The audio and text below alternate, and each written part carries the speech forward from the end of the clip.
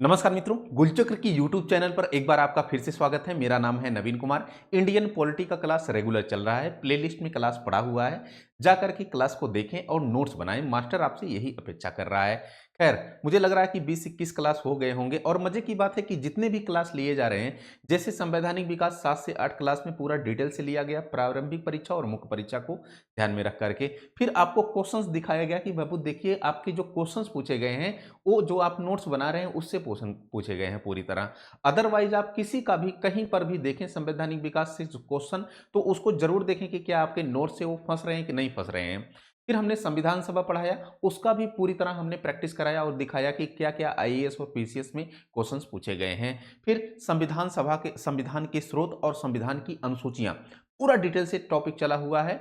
अब बारी है इसके प्रैक्टिस की, तो थोड़ा सा प्रैक्टिस कर लेते हैं, देख लेते हैं कि जो मास्टर ने पढ़ाया है क्या वही क्वेश्चन आ पा रहे हैं कि नहीं आ पा रहे हैं, क्या हो पा रहे हैं कि नहीं हो पा रहे हैं। जरा देखना जरा संविधान के स्रोत, तो हमने बताया था कनाडा से क्या लिया गया, अमेरिका से क्या लिया गया है, फ्रांस, जर्मनी, ऑस्ट्रेलिया, है ना, आयरलैंड से क्या क्या चीजें, दक्षिण अफ्रीका से क्या क्या चीजें ली गई हैं। सब कुछ जो है इस क्लास में जो भी क्वेश्चंस पूछा गया है पूरा डिटेल से हम लोग बातचीत करेंगे। अब समझना जरा, अगर मैं कहूं कि साहब पहला वाला क्वेश्चन यहां पर देखिए, पहला वाला क्वेश्चन भारत के संविधान, कह रहा है कि भाई भारत के संविधान में उद्देशिका का विचार लिया गया है। अब उद्देशिका का जब हमने विचार आपको पढ़ाया था तो संविधान सभा की कार्रवाइयां पढ़ाया था।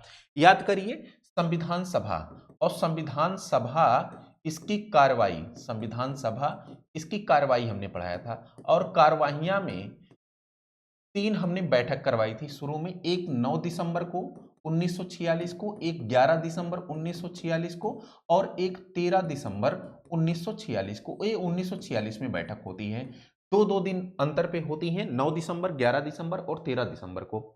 9 दिसंबर को संविधान सभा की पहली बैठक हुई थी, आपको ये पता होगा, जिसमें मुस्लिम लीग ने बहिष्कार किया था। इसको लेकर भी क्वेश्चन पूछा गया है, इस डेट को लेकर के भी क्वेश्चन पूछा गया है। और 211 सदस्य इसमें पार्टिसिपेट किए थे, ये भी क्वेश्चन पूछा गया है।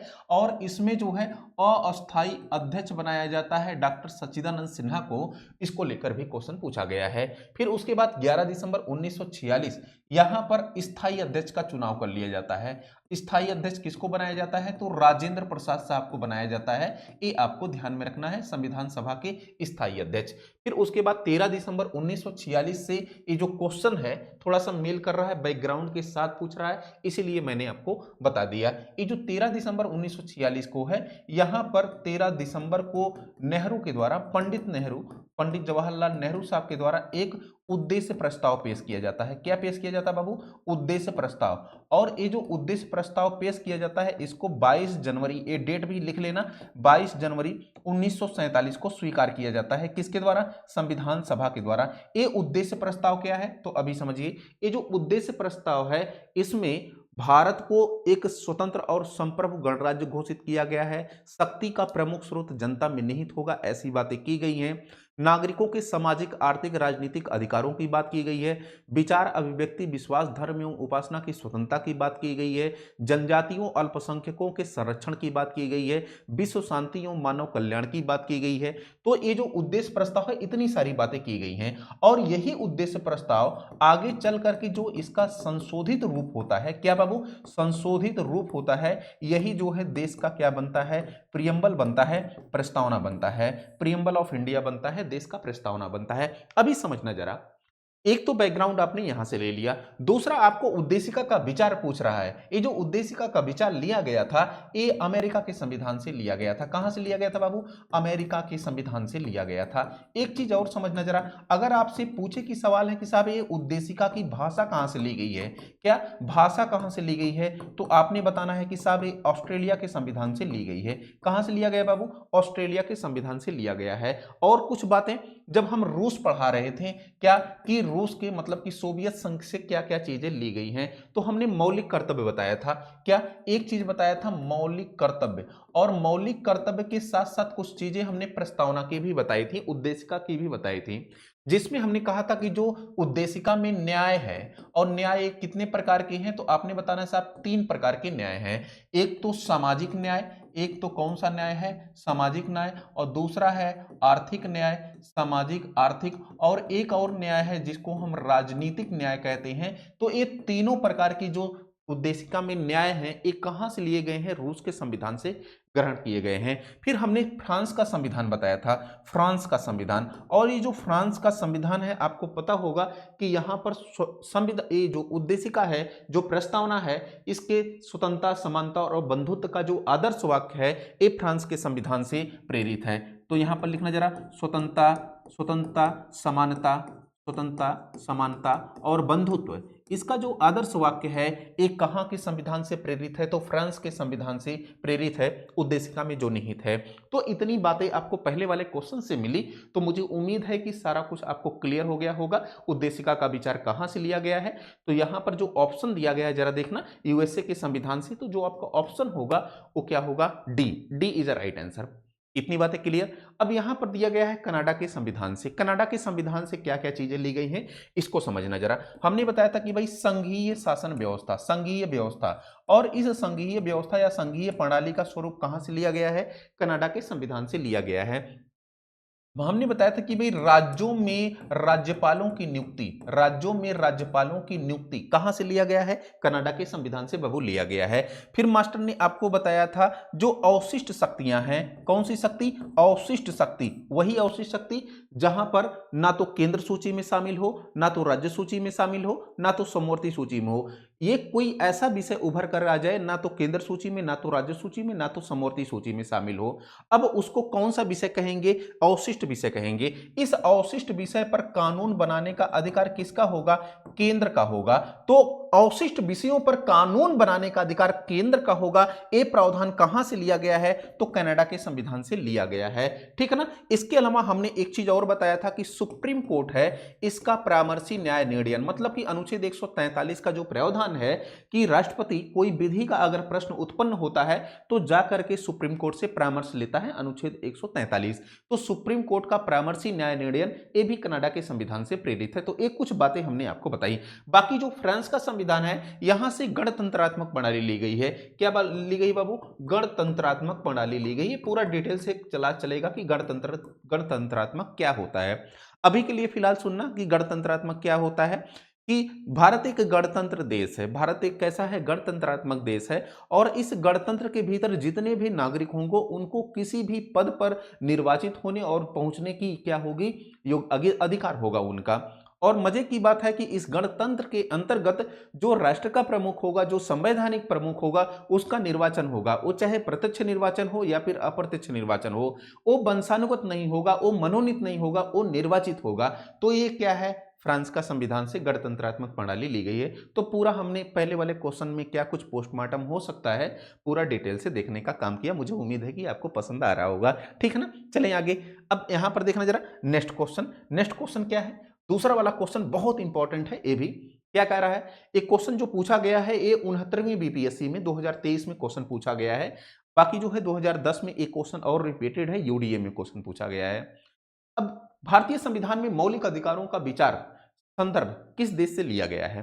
तो जब मास्टर आपको जो है अमेरिका का संविधान पढ़ा रहा था, तो अमेरिका के संविधान में कई सारी चीजें हमने लिस्ट बनवाई थी। उसमें पहला था मौलिक अधिकार ही। क्या था बाबू? मौलिक अधिकार था। और दूसरा क्या था? स्वतंत्र न्यायपालिका। स्वतंत्र स्वतंत्र न्यायपालिका, स्वतंत्र न्यायपालिका। फिर उसके बाद न्यायिक पुनरावलोकन, न्यायिक न्यायिक पुनरावलोकन, न्यायिक पुनरावलोकन। फिर उसके बाद अमेरिका के संविधान से हमने क्या बताया था? हमने बताया था कि भाई सुप्रीम कोर्ट और हाई कोर्ट के जो न्यायाधीश हैं, इनको पद से हटाया जाना, पद से हटाया जाने का जो प्रावधान है वो कहां से? अमेरिका के संविधान से। फिर हमने बताया था कि भाई उपराष्ट्रपति का पद, क्या बाबू? उपराष्ट्रपति, उपराष्ट्रपति, इसका पद कहां से लिया गया है? अमेरिका के संविधान से लिया गया है। राष्ट्रपति पर महाभियोग, राष्ट्रपति पर महाभियोग, ये जो राष्ट्रपति पर महाभियोग है, ये कहां से लिया गया है? तो आपने बताना है कि ये अमेरिका के संविधान से लिया गया है। इतनी सारी बातें आपको अमेरिका के कॉन्स्टिट्यूशन से ली गई हैं, ये बातें आपको पता होनी चाहिए। आयरलैंड के संविधान से क्या लिया गया है? तो कुछ बातें आपको यहां पर, जैसे डीपीएसपी लिया गया है, जिसको हम राज्य के नीति निर्देशक तत्व कहते हैं। जिसको हम डायरेक्टिव प्रिंसिपल स्टेट पॉलिसी कहते हैं। क्या कहते हैं बाबू? राज्य के नीति निर्देशक तत्व।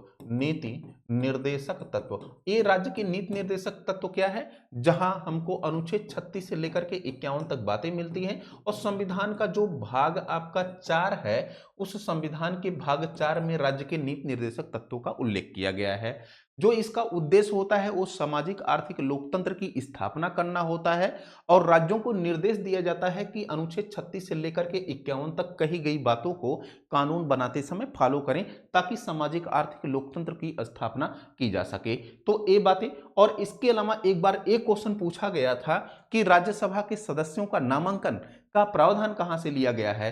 तो जो आरएस है, जो राज्यसभा है, इनके जो सदस्य होते हैं, इनके सदस्यों का नामांकन का प्रावधान, क्या बाबू? नामांकन का प्रावधान ये आयरलैंड के संविधान से लिया गया है। लेकिन अगर आपसे पूछे कि राज्यसभा के सदस्यों का निर्वाचन, अगर आपसे निर्वाचन पूछता है तो आप क्या बताओगे कि साहब ये दक्षिण अफ्रीका के संविधान से लिया गया है। कहां से लिया गया बाबू? दक्षिण अफ्रीका के संविधान से लिया गया है। तो ये कुछ बातें आपको ध्यान में रखनी है आयरलैंड के संविधान से। फिर उसके बाद कनाडा के संविधान से, यूनाइटेड किंगडम जिसको हम ब्रिटेन कहते हैं, यहां से क्या क्या चीजें लिया गया है तो थोड़ा सा समझना जरा। यहीं पर लिख लीजिए, विधि का शासन लिया गया है। क्या लिया गया है? विधि का शासन, रूल ऑफ लॉ लिया गया है। संसदीय शासन प्रणाली ली गई है। क्या ली गई है? संसदीय शासन प्रणाली ली गई है, ठीक है ना। फिर उसके बाद क्या लिया गया है? Parliamentary system. फिर उसके बाद संसदीय विशेषाधिकार लिया गया है। एकल नागरिकता यहां से ली गई है। द्विसदनात्मक व्यवस्था यहां से ली गई है। मंत्रिमंडलीय प्रणाली ली गई है। तो एक कुछ बातें आपको क्वेश्चन नंबर 2 से प्राप्त होती हैं। तो आप अपने आंसर को बता सकते हैं कि जो आपका आंसर होगा वो बी होगा। B is the right answer, ठीक है ना। चलिए जरा नेक्स्ट क्वेश्चन, तीसरा वाला क्वेश्चन देखना, बहुत इंपॉर्टेंट क्वेश्चन है।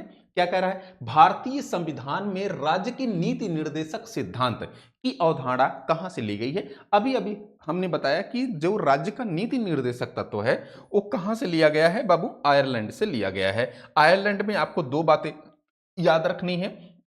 एक तो यहां से क्या लिया गया है? राज्य के नीति निर्देशक तत्व लिया गया है।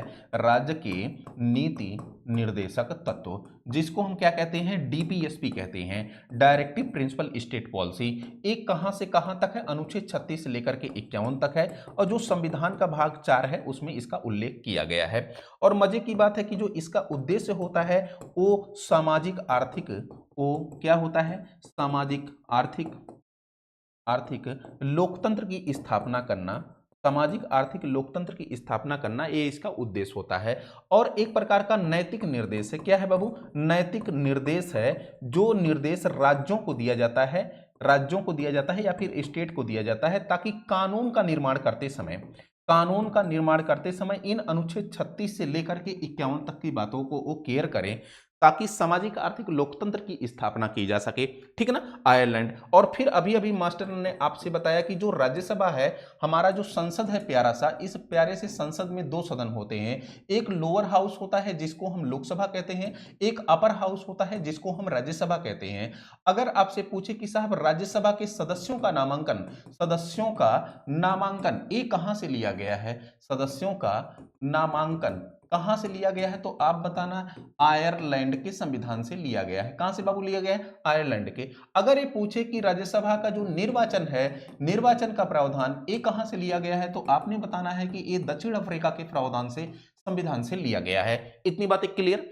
अभी समझना जरा, आयरलैंड का आपका हो गया, तो आपका जो आंसर होगा वो क्या होगा? सी होगा। बाकी इंग्लैंड से अभी अभी मास्टर ने बताया कि यहां से विधि का शासन लिया गया है, रूल ऑफ लॉ लिया गया है, विधि का शासन लिया गया है। यहां से एकल नागरिकता का प्रावधान लिया गया है। क्या लिया गया है बाबू? एकल नागरिकता का प्रावधान लिया गया है। यहां से संसदीय शासन प्रणाली ली गई है। क्या? संसदीय शासन प्रणाली। अभी देखना जरा, अगर पूछे आपसे संघीय शासन प्रणाली तो आप जाओगे कनाडा के संविधान पे। अगर आपसे पूछे पार्लियामेंट्री सिस्टम कहां से लिया गया है, तो आप जाओगे इंग्लैंड के संविधान पे। संसदीय विशेषाधिकार यहां पे लिया गया है, संसदीय विशेषाधिकार लिया गया है। यहां से मंत्रिमंडलीय प्रणाली ली गई है, मंत्रिमंडलीय प्रणाली ली गई है। यहां से क्या लिया गया है? केंद्र में द्विसदनात्मक व्यवस्था, द्विसदनात्मक सदनात्मक व्यवस्था, मतलब कि ये जो प्यारा सा संसद है, लोकसभा और राज्यसभा दो सदन होते हैं, ये द्विसदनात्मक व्यवस्था कहां से ली गई है? इंग्लैंड से ली गई है। तो एक कुछ बातें आपको क्वेश्चन नंबर 3 से पता चलती हैं। आगे आते हैं नेक्स्ट क्वेश्चन, यहां पर देखना जरा, तीसरा, चौथा वाला क्वेश्चन। चौथा वाला क्वेश्चन बहुत इंपॉर्टेंट, बेहद इंपॉर्टेंट है। क्या कह रहा है बाबू? कह रहा है कि भारत के समवर्ती सूची, भारत ने समवर्ती सूची का संकल्प उद्धृत की है। तो समवर्ती सूची हमने बताया था कि एक चीज, जब हम आपको अनुसूचियां पढ़ा रहे थे, देखिए मैं कहता हूं बार बार आपका प्लेलिस्ट में क्लास पढ़ा हुआ है, वो क्लास देखने के बाद एक क्लास आप देखेंगे तो आपको ज्यादा समझ में आएगा, कॉन्सेप्ट आपका क्लियर कट रहेगा। तो हमने सातवीं अनुसूची पढ़ाई थी। क्या पढ़ाई थी? सातवीं अनुसूची। और इस सातवीं अनुसूची में मास्टर ने आपको बताया था विषयों का विभाजन, शक्तियों का विभाजन या विषयों का विभाजन। और ये जो विषयों का विभाजन हुआ था वो 3 सूचियों में हुआ था, एक केंद्र सूची, और दूसरी राज्य सूची, और तीसरी जो है समवर्ती सूची के रूप में हुआ था। क्या बाबू? केंद्र सूची, राज्य सूची, समवर्ती। केंद्र सूची में वर्तमान में, प्रारंभ में कितने विषय थे? 97 विषय। लेकिन वर्तमान में कितने विषय हैं? 100 विषय हैं। कानून कौन बनाएगा इन 100 विषयों पर? तो सेंटर कानून बनाएगा, केंद्र कानून बनाएगा। ऐसे ही प्रारंभ में 66 विषय हुआ करते थे, कहां पर? राज्य में। वर्तमान में कितने विषय हैं? 61 विषय हैं। कानून कौन बनाएगा? स्टेट कानून बनाएगा। समवर्ती सूची, समवर्ती सूची में प्रारंभ में कितने विषय थे? 47 विषय। वर्तमान में कितने विषय हैं? 52 विषय हैं। कानून कौन बनाता है? दोनों, सेंटर कानून बनाता है और स्टेट कानून बनाता है। लेकिन मान लेते हैं कि सेंटर और स्टेट के कानूनों में किसी प्रकार का विवाद उत्पन्न हो जाए, मतलब कि दोनों में विवाद, शिक्षा का विषय जो है वह समवर्ती सूची का मान लेते हैं विषय है शिक्षा। शिक्षा किस चीज का विषय है? समवर्ती सूची का विषय है। अब इस पर दोनों कानून बना सकते हैं, सेंटर भी और स्टेट भी। अगर सेंटर और स्टेट ने कानून बनाया और दोनों के कानून में क्या उत्पन्न हो गया? विवाद, तो उस स्थिति में जो सेंटर है, मतलब कि केंद्र है, उसका कानून क्या होगा? मान्य होगा। ठीक ना? तो ये बातें, मेरा ये कहना है कि ये जो समवर्ती सूची है ना, ये समवर्ती सूची आपके ऑस्ट्रेलिया के संविधान से ग्रहण की गई है। और कुछ बातें आपको ध्यान में रखनी चाहिए, जैसे ये जो समवर्ती सूची है, इस समवर्ती सूची में एक आपको 42वां संविधान संशोधन, 42वां संविधान संविधान संशोधन, ये आपको याद रखना चाहिए, 1976 वाला। अभी समझना एक चीज, जरा अगर आप देखेंगे तो राज्य सूची में पहले 66 विषय हुआ करते थे, अब हो गए हैं 61। कितने विषय यहां पर कम हुए हैं? 5 विषय। समवर्ती सूची में पहले 47 विषय हुआ करते थे, अब 52 विषय हो गए हैं। कितने विषय बढ़े हैं? 5 विषय। तो राज्य सूचिया का जो विषय था 5 विषय, उसको हटा करके राज्य सूची से कहां डाल दिया गया है? समवर्ती सूची में। तो जब हेर फेर किया जाएगा, संविधान में किसी प्रकार का बदलाव किया जाएगा, तो उसके लिए संविधान संशोधन की जरूरत पड़ेगी। किस संविधान संशोधन की जरूरत पड़ी? 42वां संविधान संशोधन अधिनियम 1976 की जरूरत पड़ी। इसके तहत एक 5 विषय पूछता है कि कौन से 5 विषय जोड़ा गया। तो पहला था वन। क्या था बाबू? फॉरेस्ट, वन था। फिर उसके बाद था वन्य जीव, वन्य जीव एवं पंछियों का संरक्षण, वन्य जीव एवं पंछियों का संरक्षण। फिर उसके बाद क्या था? न्याय प्रशासन था, न्याय प्रशासन, प्रशासन। फिर उसके बाद था माप तौल। क्या था? माप तौल। और लास्ट में आपका जो 5वां सब्जेक्ट था वो क्या था? एजुकेशन था, शिक्षा था। तो एक कुछ बातें आपको ध्यान में रखनी है, ताकि आपका अब समवर्ती से सूची से संबंधित अगर प्रावधान आए तो आपको भूले ना। यहां पर बात आई ऑस्ट्रेलिया की, तो ऑस्ट्रेलिया से एक आपने अभी अभी पढ़ा कि समवर्ती सूची का प्रावधान लिया गया है। क्या? समवर्ती। दूसरा ऑस्ट्रेलिया से क्या लिया गया है? तो यहां से आपको व्यापार वाणिज्य, एक क्वेश्चन पूछा गया है, व्यापार वाणिज्य एवं समागम की स्वतंत्रता, ए समागम की स्वतंत्रता। अभी आपको पता होगा कि जब हम आर्टिकल 19 पढ़ाएंगे तो उसमें व्यापार वाणिज्य एवं समागम की स्वतंत्रता पूरा डिटेल से क्लास चलेगा। ये आपका फंडामेंटल राइट है, मूल अधिकार है। तो मूल अधिकार का ये जो व्यापार वाणिज्य एवं समागम की स्वतंत्रता कहां से लिया गया है? ऑस्ट्रेलिया के संविधान से लिया गया है। और क्या लिया गया है? यहां से संयुक्त बैठक का प्रावधान लिया गया। क्या बाबू? संयुक्त बैठक का प्रावधान। ये संयुक्त बैठक कब होती है? अनुच्छेद 108 के तहत राष्ट्रपति महोदय बुलाते हैं, और जब संसद में साधारण विधेयक अच्छे से नहीं पास हो पाता है, विवाद उत्पन्न हो जाता है लोकसभा और राज्यसभा को लेकर के, तो उस स्थिति में संयुक्त बैठक बुलाई जाती है, जिसकी अध्यक्षता स्पीकर महोदय करते हैं। ये ऑस्ट्रेलिया के संविधान से। बाकी यूएसए के संविधान से सारा कुछ हमने बताया जो है। मुझे उम्मीद है कि आपको क्वेश्चन समझ में आया होगा। आगे चलते हैं नेक्स्ट। क्वेश्चन नंबर 5 जरा देखना, बेहद इंपॉर्टेंट और अच्छा क्वेश्चन है। यहां पर कह रहा है कि भाई भारत की संघात्मक व्यवस्था। अभी देखिए हमने दो व्यवस्थाएं आपको बताई, एक तो संसदीय व्यवस्था बताई, क्या बताई बाबू, संसदीय व्यवस्था आपको बताई, और दूसरी एक संघात्मक व्यवस्था आ रही है, क्या आ रही है, संघात्मक व्यवस्था आ रही है। इस संसदीय व्यवस्था अगर आए तो आप कहां पर जाना, ब्रिटेन पे जाना। अगर संघात्मक व्यवस्था आ रही है तो आपको कहां पर जाना है, तो कनाडा पे जाना है। अच्छा, कनाडा में संघात्मक व्यवस्था से संघात्मक व्यवस्था कनाडा से ग्रहण तो की गई है, साथ ही साथ राज्यों में राज्यपालों की जो नियुक्तियां होती हैं, राज्यपालों की नियुक्तियां, इन नियुक्तियों का जो प्रावधान है ये कहां से लिया गया है, कनाडा के संविधान से। इसके अलावा कनाडा के संविधान से जो अवशिष्ट शक्तियां होती हैं, अवशिष्ट शक्ति यह, इस पर कौन कानून बनाएगा, केंद्र कानून बनाएगा, ये प्रावधान कनाडा के संविधान से लिया गया है। सुप्रीम कोर्ट का परामर्शी न्याय निर्णयन ये प्रावधान कहां से लिया गया है, तो कनाडा के संविधान से लिया गया है। जब जानते हैं आपकी अनुच्छेद 143 का प्रयोग करता है। जितने भी क्वेश्चन पूछे गए हैं सारे क्वेश्चन आए हुए हैं यूपी पीसीएस मेंस में, 2006 में ये क्वेश्चन पूछा गया है, ठीक है ना। तो आपका जो आंसर होगा वो संघात्मक व्यवस्था कहां से लिया गया है, तो कनाडा के संविधान से लिया गया है। आयरलैंड के संविधान से हमने डीपीएसपी बताया, हमने राज्यसभा के सदस्यों का नामांकन बताया, फिर उसके बाद जो है संयुक्त राज्य अमेरिका से क्या क्या मौलिक अधिकार बताया, न्यायपालिका की स्वतंत्रता बताया, निष्पक्ष एवं स्वतंत्र न्यायपालिका बताया, न्यायिक पुनरावलोकन बताया, है ना, सुप्रीम कोर्ट हाई कोर्ट के न्यायाधीशों को पद से हटाया जाना बताया, फिर उसके बाद उपराष्ट्रपति का पद हमने बताया, और राष्ट्रपति पर महाभियोग की प्रक्रिया ये हमने बताया पूरा। यूनाइटेड किंगडम में क्या क्या बताया गया, तो विधि का शासन बताया गया, मंत्रिमंडलीय प्रणाली बताई गई, द्विसदनात्मक व्यवस्था बताई गई, और संसदीय शासन व्यवस्था बताई गई, विधि का शासन बताया गया, एकल नागरिकता आपसे बताया गया, मंत्रिमंडलीय प्रणाली, बहुत सारी चीजें, संसदीय विशेषाधिकार, ये कहां से, यूनाइटेड किंगडम से ग्रहण किया गया है। तो एक कुछ बातें आपको क्वेश्चन नंबर 5 से पता चलती हैं। आते हैं नेक्स्ट क्वेश्चन, क्वेश्चन नंबर जरा 6 देखना, भारतीय संविधान में राज्यों का संघ। अभी देखना जरा, भारत का जो संविधान है वो आर्टिकल 1, संविधान का जो आर्टिकल 1 है, अनुच्छेद 1 में कहा गया है कि इंडिया, क्या, India that is Bharat, India that is Bharat, India that is Bharat shall be a union of state, a union of state.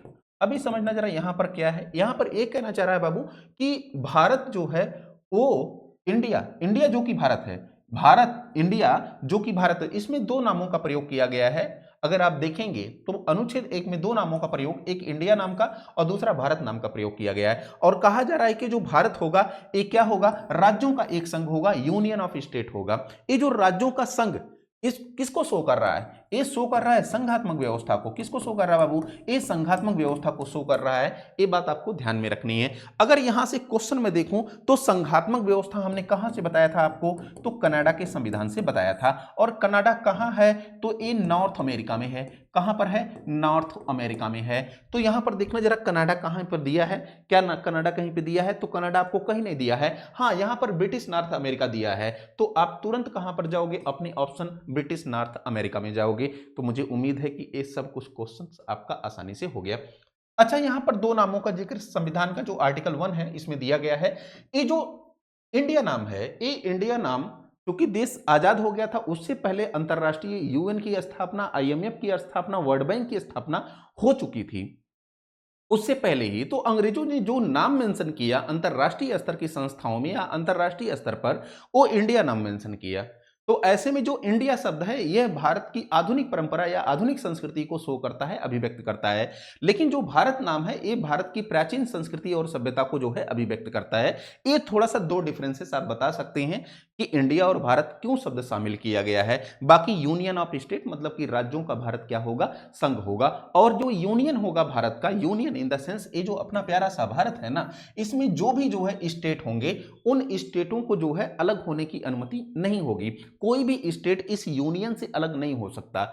ये जो भारत अपना बना है ये राज्यों के संघ से बना है, सारे राज्य मिल करके इन्होंने एक यूनियन का निर्माण किया। क्या निर्माण किया? यूनियन। और यूनियन की जो कल्पना की गई है इस शरीर से की गई है। जैसे ये अपना प्यारा सा पूरा शरीर है और इसमें हाथ है, कान है, नाक है, मुंह है, पैर है, वगैरह वगैरह। ये जो हाथ, नाक, मुंह, पैर, ये राज्य हैं। इन्हीं हाथ, नाक, मुंह और पैरों से, मुख और पैरों से पूरे शरीर का निर्माण हुआ है। तो जिस प्रकार हाथ और कान और शरीर से कोई भी अंग शरीर से अलग नहीं हो सकता, उसी प्रकार इस यूनियन से कोई राज्य भी अलग नहीं हो सकता। तो एक कुछ बातें आपको जो है याद रखनी है। आर्टिकल 1 से क्वेश्चन आया है, कनाडा के संविधान से क्वेश्चन पूछा गया है और थोड़ा सा ऑप्शन चेंज कर दिया कि लोग घबरा गए। ये ब्रिटिश नॉर्थ अमेरिका, भाई कनाडा कहाँ है? पहले कनाडा है, फिर उसके बाद अमेरिका है, फिर उसके बाद जो है आपको मैक्सिको मिलेगा, ग्वाटेमाला मिलेगा, है ना, यल सल्वाडोर, सैन सल्वाडोर, यल सल्वाडोर, फिर उसके बाद तमाम आपको देश मिलेंगे, है ना। तो कुल मिला जुला करके जो आपका ऑप्शन होगा वो सी होगा। चलें आगे, यहां पर देखिए जरा नेक्स्ट क्वेश्चन। ये तो क्वेश्चन नंबर 6 था। क्वेश्चन नंबर 7 जरा देखिए क्या कह रहा है। भारतीय संविधान के अनुच्छेद 14, अनुच्छेद 14, अब आप बताओगे कि साहब ये अनुच्छेद 14 तो फंडामेंटल राइट, मूल अधिकार का हिस्सा है। किसका अधिकार का हिस्सा है? मूल अधिकार। अभी समझना जरा एक चीज, ओवरऑल जो मूल अधिकार और फंडामेंटल राइट का कॉन्सेप्ट है ये कहां से लिया गया कि हमारे यहां मूल अधिकार होना चाहिए? ये अमेरिका के संविधान से लिया गया। कहां से लिया गया? अमेरिका के संविधान से, अमेरिकी संविधान से। लेकिन इस मूल अधिकार में तमाम बिंदु हैं, हमारे प्रकार के 6 प्रकार के राइट्स हैं। स्वतंत्रता का अधिकार, समानता का अधिकार, शोषण के विरुद्ध अधिकार, धार्मिक स्वतंत्रता का अधिकार, शिक्षा एवं संस्कृति का अधिकार, संवैधानिक उपचारों का अधिकार। तो इन 6 प्रकार के फंडामेंटल राइट्स में तमाम प्रकार के उपबंध किए गए हैं। इसमें तमाम प्रकार के आर्टिकल हैं। अनुच्छेद 12 से लेकर के 35 तक बातें की गई हैं। लेकिन आप देखेंगे तो हर क्लास में अलग अलग, अनुच्छेद 12 में, अनुच्छेद 13 में कई प्रकार के क्लास हैं, अनुच्छेद 14 में कई प्रकार के, ऐसे जब आप अनुच्छेद 19 पढ़ेंगे तो कई प्रकार के उपबंध उसमें मिलेंगे। तो अनुच्छेद 19 A B C D E F ऐसे मिलेंगे आपको। तो मेरा यह कहना है कि अनुच्छेद 14, अनुच्छेद 14 में 2 पार्ट होते हैं। इस अनुच्छेद 14 में जो कि समानता के अधिकारों से जुड़ा हुआ प्रश्न है, समानता के अधिकार, और ये जो समानता का अधिकार है इस अनुच्छेद 14 में 2 पार्ट होते हैं। एक विधि के समक्ष समता, एक विधि, ऐसे कर लीजिए, विधि का शासन, विधि का शासन, और दूसरा है विधि के समान संरक्षण, दूसरा है विधि के समान संरक्षण। ये देखिए सब आपका फंडामेंटल राइट का पूरा मैटर है। जब हम मूल अधिकार पढ़ाएंगे तो पूरा डिटेल से पढ़ाएंगे। अभी के लिए समझना जरा, ये जो रूल ऑफ लॉ है, ये जो विधि का शासन है और विधि के समान संरक्षण है, ये विधि का शासन कहां से लिया गया है? तो आपने बताना है कि साहब ये ब्रिटेन के संविधान से लिया गया है। लेकिन अगर कोई पूछे कि ये जो विधि के समान संरक्षण, विधि के समान संरक्षण है, ये कहां से लिया गया है, तो आपको बताना है कि साहब ये अमेरिका के संविधान से लिया गया है। क्या आप समझ पा रहे हैं? ये जो विधि का शासन है ये क्या है, समझिएगा जरा। एक कोई देश के भीतर कानून होगा, उस कानून से देश के सभी नागरिकों को संचालित किया जाएगा। किसी को किसी प्रकार का विशेषाधिकार नहीं होगा, सबको समान निगाह से देखा जाएगा। इस कानून के माध्यम से कोई भी कानून से ऊपर नहीं होगा, सब पर कानून समान रूप से लागू होगा। That is rule of law. ठीक है ना। कहां से लिया गया? ब्रिटेन के संविधान से लिया गया। लेकिन एक प्रकार की नकारात्मक अवधारणा होती है। क्यों होती है? ये पूरा जब मेंस का क्लास चलेगा, फंडामेंटल राइट का क्लास चलेगा, उसमें पूरा डिटेल से मैं बातचीत करूंगा। यहां पर विधि के समान संरक्षण, विधि के समान संरक्षण कहता है कि भारत जो है एक विविधताओं से भरा देश है। भारत में राष्ट्रपति और उपराष्ट्रपति भी है, भारत में आम नागरिक भी है, भारत में गरीब हैं, भारत में जो है हाशिए के अंतिम पायदान पर खड़े हुए राज्य भी हैं, जनजातियां भी हैं, महिलाएं भी हैं, ओबीसी भी हैं, ये ईडब्ल्यूएस भी हैं, विकलांग भी हैं। ऐसे में इनको सहारे की जरूरत पड़ती है। तो अगर एक कोई कानून के माध्यम से सभी नागरिकों को रेगुलेट किया जाएगा, एक विकलांग व्यक्ति है, एक एससी एसटी है, अब उसको एक महिला है, उसको कहो कि ये जनरल के साथ जो है अपना तालमेल बैठा करके चले, एक कानून जिसको जनरल और ओबीसी, एससी एसटी, महिला, है ना, विकलांग, सबको एक ही कानून से देखा जाए। नहीं नहीं नहीं, बिल्कुल नहीं। भारत में विविधता, इनको समावेशी विकास के अंतर्गत लाना पड़ेगा, इनको स्पेशल हमको प्रोविजन देना पड़ेगा, स्पेशल इनको राइट देना पड़ेगा, ताकि ये समावेशी विकास में शामिल हो सके, विकास की धारा में इनको लाया जा सके। उसके लिए स्पेशल कानून की जरूरत पड़ेगी। उसके लिए संरक्षण की जरूरत पड़ेगी। तो ये क्या है, विधि के समान संरक्षण। ये विधि का समान संरक्षण एक प्रकार की सकारात्मक अवधारणा है। कैसी अवधारणा बाबू, ये सकारात्मक अवधारणा, पॉजिटिव अवधारणा है, और एक प्रकार की निगेटिव अवधारणा है। ये पूरा क्लास जब चलेगा तब उसमें चलेगा। अब जरा क्वेश्चन पे आना, कानून की समझ समता, इसी को हम विधि का जो शासन है इसी को हम कानून की समझ समता कहते हैं। ये कहां से लिया गया है, तो ब्रिटेन के संविधान से लिया गया है। लेकिन कानून की समझ समान संरक्षण ये ऑस्ट्रेलिया के अमेरिका के संविधान से लिया गया है।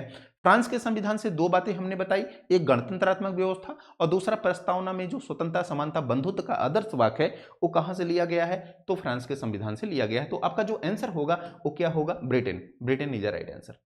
चलिए आगे, क्वेश्चन नंबर 8 जरा देखिए क्या कह रहा है। राज्यसभा के गठन में प्रतिभा, अब देखिए जरा, बहुत अच्छा क्वेश्चन, बहुत अच्छा क्वेश्चन। इसने ऐसा क्वेश्चन बनाया 1998 में, यूपीपीसीएस का ये क्वेश्चन था।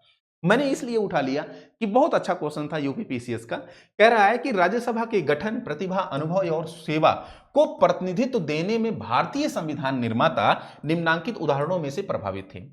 हमने राज्यसभा की दो बातें आपको बताई हैं, एक राज्यसभा के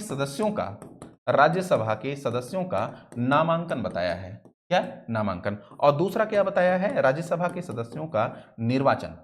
तो राज्यसभा के सदस्यों का प्रतिनिधित्व, नामांकन, ये आपको कहां से लिया गया है, ये आयरलैंड के संविधान से लिया गया है, ठीक है ना। लेकिन अगर निर्वाचन की बात आती है तो ये दक्षिण अफ्रीका के संविधान से लिया गया है। तो एक बातें आपको ध्यान में रखनी, आपका जो आंसर होगा वो क्या होगा, आयरिश गणतंत्र या फिर आयरिश के जो है संविधान से लिया गया है।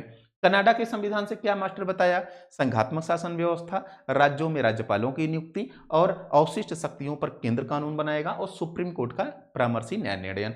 अमेरिका के संविधान से फंडामेंटल राइट, सुप्रीम कोर्ट और हाई कोर्ट के न्यायाधीशों को पद से हटाया जाना, और इसके अलावा क्या बताया गया, अब आपको बताया गया कि सुप्रीम कोर्ट, हाई कोर्ट के न्यायाधीशों को पद से हटाया जाना, न्यायिक पुनरावलोकन और मूल अधिकार, ये सब सारी बातें। ऑस्ट्रेलिया के संविधान से समवर्ती सूची का प्रावधान, व्यापार, वाणिज्य एवं समागम की स्वतंत्रता और संयुक्त बैठक का प्रावधान, ठीक है ना। चलें आगे, यहां पर देखिए जरा नेक्स्ट क्वेश्चन, न्यायिक पुनरावलोकन। न्यायिक पुनरावलोकन अभी अभी मास्टर आपसे बताया कि ये आपके यूएसए के संविधान से लिया गया है। नहीं नहीं नहीं, कह रहा है कि की व्यवस्था है। अरे भाई, यूएसए के संविधान से लिया गया है भारत में, तो भारत और यूएसए दोनों में है, तो दोनों में है।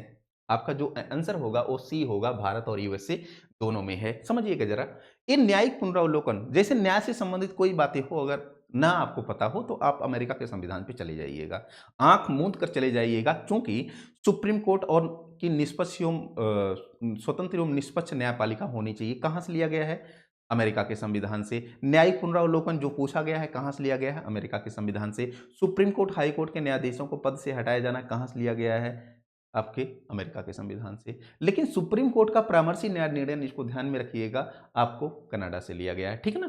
तो ये कह रहा है कि भाई न्यायिक पुनरावलोकन कहां से लिया गया है, अमेरिका के संविधान से। लेकिन व्यवस्था कहां पर है, तो लिया गया है भारत में भी, तो भारत और यूएसए दोनों में है।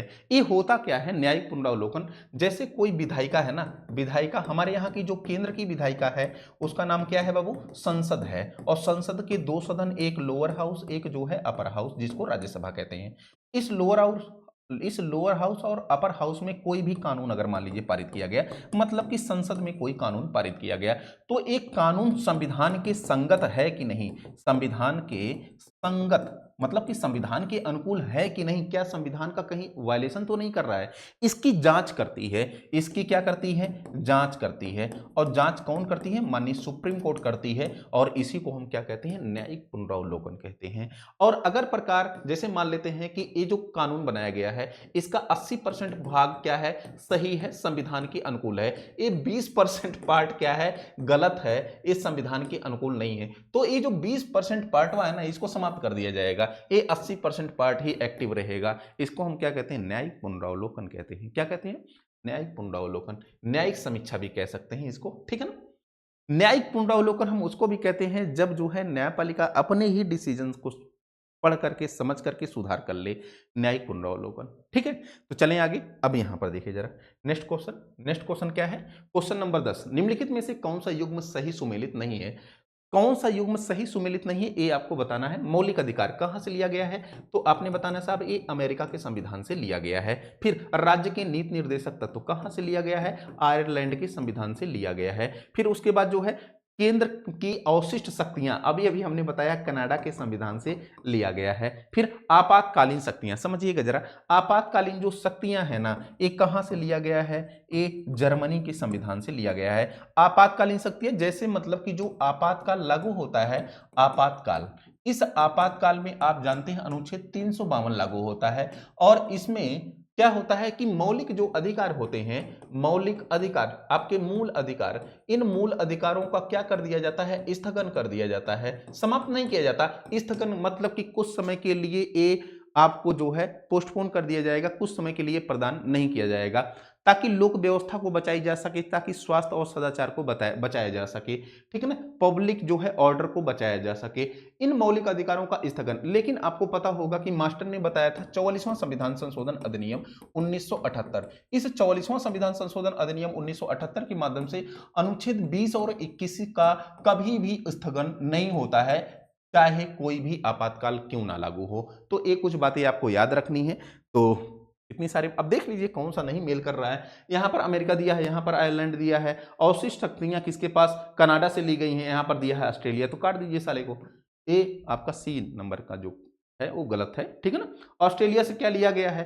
तो समवर्ती सूची लिया गया है। क्या लिया गया बाबू? समवर्ती सूची। ऑस्ट्रेलिया से क्या लिया गया है? व्यापार वाणिज्य, व्यापार वाणिज्य एवं समागम की स्वतंत्रता लिया गया है। क्या? व्यापार वाणिज्य एवं समागम। फिर उसके बाद यहां से क्या लिया गया है? संयुक्त बैठक का प्रावधान लिया गया है। क्या? संयुक्त बैठक का, जो अनुच्छेद 108 के तहत राष्ट्रपति महोदय बुलाते हैं, और अनुच्छेद 118(3) के अंतर्गत इसकी स्पीकर क्या करता है? अध्यक्षता करता है। एक कब क्वेश्चन पूछा गया? तो यूपीपीसीएस 2021 में क्वेश्चन पूछा गया है। सब कुछ मैं आपको साक्ष्यों के साथ दिखाने का प्रयास कर रहा हूं, ठीक है ना। अब यहां पर देखिए जरा नेक्स्ट क्वेश्चन, क्वेश्चन नंबर 11 क्या कह रहा है कि सूची 1 सूची 2 से आपको मिलान करना है कि कौन किससे संबंधित है। अब यहां पर मिलान कर लीजिए। अभी अभी हमने बताया मूल अधिकार कहां से? अमेरिका के संविधान से लिया गया। देखिए क्या अमेरिका कहीं दिया गया है? तो अमेरिका का संविधान यहां पर दिया है, ठीक है ना। शासन की संसदीय प्रणाली, संसदीय प्रणाली हमने बताया कि ब्रिटेन के संविधान से या इंग्लैंड के संविधान से, ठीक है ना, या यूके के संविधान से, यूनाइटेड किंगडम। तो मिलाइए जरा, 1 नंबर। फिर उसके बाद आपातकालीन उपबंध, अभी अभी हमने बताया जर्मनी से। फिर राज्य के नीति निर्देशक तत्व, ये कहां से लिया गया है? आयरलैंड के संविधान से लिया गया है। इसमें 4 है, इसमें 5 है, एक आपको छोड़ना है, कनाडा सबने छोड़ दिया, इसमें कुछ नहीं दिया गया है विकल्प में, ठीक है ना। कनाडा से क्या लिया गया है? संघात्मक शासन व्यवस्था लिया गया है। क्या? संघात्मक शासन व्यवस्था। राज्यों में राज्यपालों की नियुक्ति ली गई है। फिर उसके बाद सुप्रीम कोर्ट का परामर्शी न्याय निर्णय लिया गया है, और अवशिष्ट शक्तियों पर केंद्र कानून बनाया गया है, ऐसे प्रावधान लिए गए हैं। बाकी आप जो है आंसर पे आ जाएंगे अब आसानी से, ठीक है ना। 12 नंबर क्वेश्चन जरा देखिए, ये भी आपको मिलान करना है सूची 1 से सूची 2 को। तो राज्य के नीति निर्देशक तत्व, ये आयरलैंड के संविधान से लिया गया है, आयरलैंड के संविधान से। फिर मूल अधिकार, ये आपको अमेरिका के संविधान से दिखाई पड़ेगा। कहाँ? अमेरिका के संविधान से। फिर संघ राज्य संबंधों की जो है समवर्ती सूची, और ये जो समवर्ती सूची का प्रावधान है, ये कहां से लिया गया है बाबू? आप बताओगे कि साहब ये ऑस्ट्रेलिया के संविधान से लिया गया है। फिर भारत राज्यों का संघ, और भारत जो राज्यों का संघ होगा, ये कहां से लिया गया है? तो कनाडा के संविधान से लिया गया है। कहां से? कनाडा के संविधान से। तो इतनी सारी बातें हैं, आप यहां पर मिला सकते हैं, ठीक है, अपने आंसर को। एक कब क्वेश्चन आईएएस में पूछा गया है? 2003 में क्वेश्चन पूछा गया है। फिर नेक्स्ट क्वेश्चन आपका जो है 13 नंबर का क्वेश्चन है, क्या कह रहा है कि भारत का संविधान सबसे अधिक लंबा संविधान है। बिल्कुल संविधान लंबा है। जिस संविधान में 395 अनुच्छेद हो, 12 अनुसूचियां हो, और उसके बाद आपको 12 अनुसूचियां और 22 भाग हो, वो संविधान तो लंबा होगा ना। अब अगर सब आर्टिकल्स को मिला दिया जाए, लगभग 450 500 के 450 के आसपास जो है आपके अनुच्छेदों की संख्या पहुंच गई है। तो एक लंबा प्रलेख है, एक लंबा जटिल प्रलेख है ना, एक बहुत सुंदर प्रलेख है, सबसे बहुत अधिक लंबा है। क्यों? राज्यों के लिए अलग प्रावधान किया जाता है, केंद्र के लिए अलग, न्यायपालिका की अलग, शक्तियों का विभाजन अलग है। हर स्तरों पर आपके मौलिक अधिकारों से, राज्य के नीति निर्देशक तत्वों से लेकर के, प्रस्तावना से लेकर के, आपको जो है राज्य तमाम जो है बातें, इसमें मौलिक अधिकार की तमाम बातें जो है की गई हैं। तो एक लंबा प्रलेख हो गया है, लंबा प्रलेख है। क्यों लंबा प्रलेख हो गया? क्योंकि मौलिक अधिकारों का अध्याय अमेरिका से लिया गया है, इसीलिए मौलिक अधिकार का प्रावधान अमेरिका से लिया गया है, लेकिन इसलिए नहीं लंबा हो गया कि मौलिक अधिकार अमेरिका से लिया गया है। इसलिए क्या होगा, दोनों तो सही होगा, लेकिन व्याख्या नहीं करेगा, व्याख्या ये नहीं करेगा, ठीक है ना। अगर ये कहता कि इसमें राज्य के लिए अलग, केंद्र के लिए अलग, शक्तियों का विभाजन, मौलिक अधिकार, नीति निर्देशकता, तो जैसे प्रावधान होने के कारण लंबा हो गया, तभी व्याख्या करता, तब ये क्या करता? व्याख्या करता। तो ये आपका जो आंसर होगा वो बी होगा, B is the right answer. तो ये आपका पूरा डिस्कशन था, मुझे उम्मीद है कि समझ में आया होगा। कल हम लोग मिलते हैं और संविधान की अनुसूचियों को लेकर के डिस्कस करते हैं कि क्या क्वेश्चन अनुसूचियों से आए हुए हैं। जैसे ये डिस्कशन चला वैसे सब डिस्कशन चलता है, कोई भी क्वेश्चंस आपको छूटेगा नहीं। बाबू जरूर से जरूर आपसे रिक्वेस्ट है कि एक बार जो है आप तुलना करके पढ़ें, जा करके दृष्टि आईएएस देखें, जा करके संस्कृति देखें, फिर आप यहाँ पर आएँ, ठीक है ना? आपको देखें कि किस लेवल का जो है चीज़ें आपको प्रैक्टिस कराई जा रही हैं, किस लेवल की चीज़ें मिल रही हैं, पूरी तरह ट्रेंड एनालिसिस की चीज़ें आपको मिल रही हैं। मिलते हैं कल, आपने मुझे सुना उसके लिए तहे दिल से आपका धन्यवाद।